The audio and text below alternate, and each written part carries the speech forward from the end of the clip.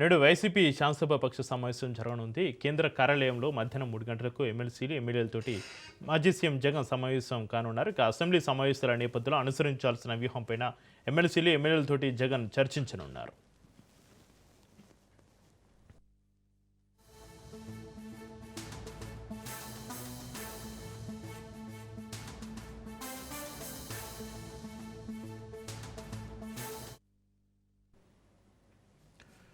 ఇటు వైసీపీ శాసనసభ పక్ష సమావేశం జరగనుంది. కేంద్ర కార్యాలయంలో మధ్యాహ్నం 3 గంటలకు ఎమ్మెల్సీలు, ఎమ్మెల్యేలతోటి మాజీ సీఎం జగన్ సమావేశం కానున్నారు. ఇక అసెంబ్లీ సమావేశాల నేపథ్యంలో అనుసరించాల్సిన వ్యూహంపైన ఎమ్మెల్సీలు, ఎమ్మెల్యేలతోటి జగన్ చర్చించనున్నారు.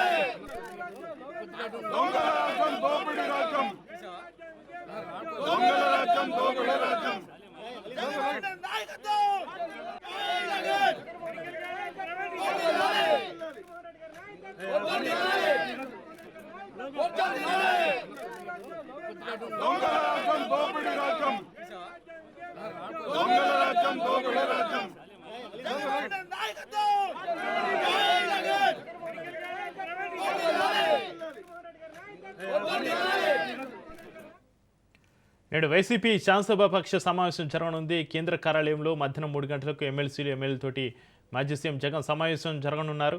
ఇక అసెంబ్లీ సమావేశాల నేపథ్యంలో అనుసరించాల్సిన వ్యూహంపైన ఎమ్మెల్సీలు, ఎమ్మెల్యేలతోటి జగన్ చర్చకు సంబంధించి మరింత సమాచారాన్ని మా ప్రతినిధి రమేష్ పూలేలు అందిస్తారు.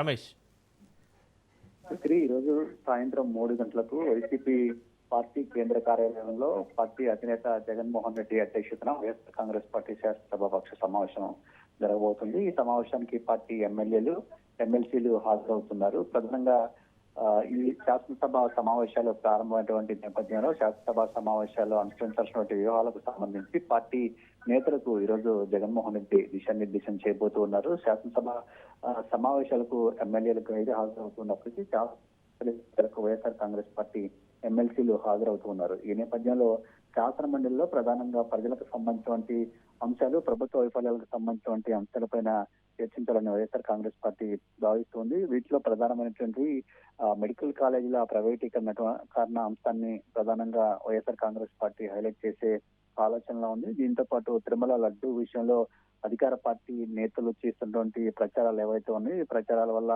భక్తుల మనోభావాలు దెబ్బతింటంతో పాటు ఈ తప్పుడు ప్రచారం చేస్తున్నటువంటి విధానాలపైన కూడా ప్రభుత్వాన్ని నిలదీసే ఆలోచనలో YSR right, thank you Ramesh.